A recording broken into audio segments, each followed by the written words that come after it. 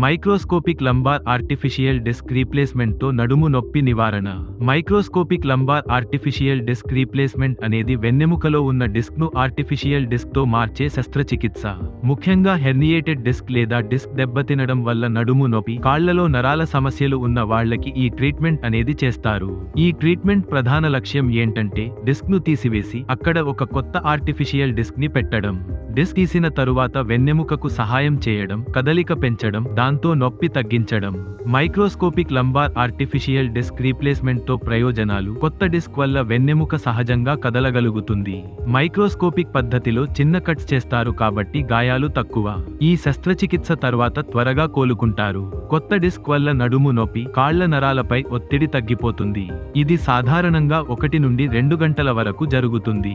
శస్త్రచికిత్స తర్వాత చాలా రోగులు 24 నుండి 48 గంటలలోనే ఆసుపత్రి నుంచి డిశ్చార్జ్ అవుతారు.